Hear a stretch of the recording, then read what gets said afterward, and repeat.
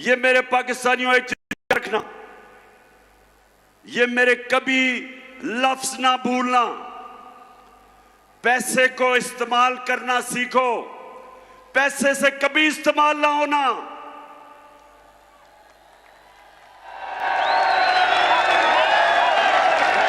पैसे के बुत की कभी पूजा ना करना। हजरत मूसा जब वो 40 दिन के लिए गए तो पीछे उनकी कौम, जो कुरान शरीफ में आता है कि सोने की गाय की पूजा कर दी, मतलब कि पैसे की पूजा शुरू हो गए।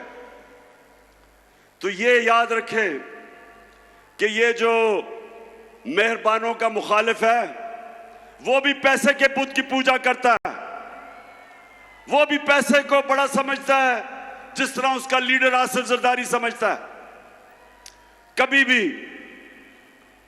मेरे मुल्तान के पाकिस्तानियों, ला इलाहा इल्लल्लाह का मतलब समझो। स्वाय अल्लाह के जब आप किसी के चीज के सामने झुकते हैं वो शिर्क है, चाहे वो पैसे का बुत है, चाहे वो खौफ का बुत है। आजकल मेरी टीम के लोगों को, मेरे एमपीज को टेलीफोन आते हैं धमकियों के कि ये पार्टी छोड़ो। मीडिया को धमकियां दी जाती हैं, मीडिया हाउसेस को धमकियां दी जाती हैं, एंकर्स को, सहाफियों को डराया जाता है कि इमरान खान के साथ ना चलो नहीं तो हम ये कर देंगे। तो मेरी कौम, ये सबसे खौफनाक बुत पैसे के बुत के अलावा खौफ का बुत है। खौफ भी एक बड़े इंसान को छोटा बना देता है।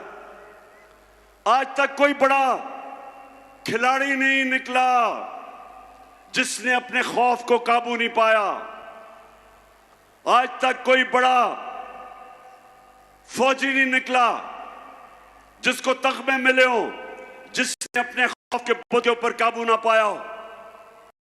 बड़ा बिजनेसमैन बना जिसको नुकसान से डर, उस डर के ऊपर काबू ना पाया हो।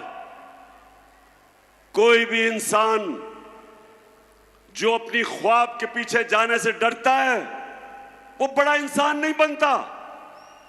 और इसलिए मैं जब प्राइम मिनिस्टर था, मैंने रहमतुल आलमीन अथॉरिटी बनाई। उसका मकसद क्या था? क्या मकसद था? उसका मकसद यह था कि मेरे बच्चों को, इस मुल्क के नौजवानों को पता चले कि आज से तकरीबन 1500 साल पहले जब मेरे नबी सल्लल्लाहु अलैहि वसल्लम ने दुनिया की तारीख का सबसे बड़ा इनकलाब लेके आए थे, वो कैसे उन लोगों को जिनकी कोई हैसियत नहीं थी, कैसे उन्होंने उनको दुनिया की इमामत करवा दी। ये तारीख का हिस्सा है कि वो अरब जो मदीना में, मक्का में बसते थे, उनके दोनों तरफ दुनिया की उस वक्त की अजीम सुपर पावर्स थी, इनकी हैसियत ही कोई नहीं थी। और मेरे नबी सल्लल्लाहु अलैहि वसल्लम ने मदीना की रियासत में उनको ऐसा तब्दील किया, उनको छोटे से लोगों को बड़े इंसान बना दिया, उनके खौफ खत्म कर दिए।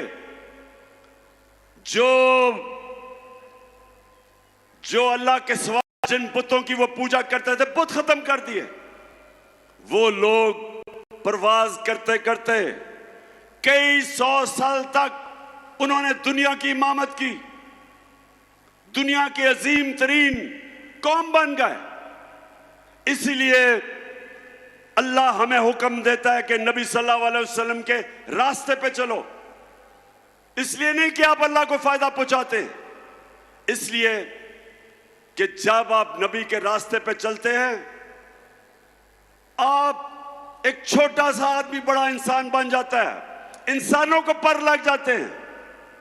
तो मेरी सबसे बड़ी कोशिश है कि मेरी अपनी कौम को किसी तरह अपने नबी की सुन्नत पर चलाऊं, ताकि मेरी कौम भी एक अजीम कौम बने। और वो बननी थी जो इल्लामा इकबाल की ख्वाब थी, और जो मेरे लीडर कायद आजम ने जिसकी जदोजहद की थी, वो एक अजीम कौम थी। वो बननी थी, दुनिया के अंदर मिसाल हमने बनना था। उस रास्ते पे हमें वापस जाना है, और उसके लिए मुल्तान हमें हकीकी आजादी की जदोजहद करनी है। हमने अपने मुल्क को आजाद करना है।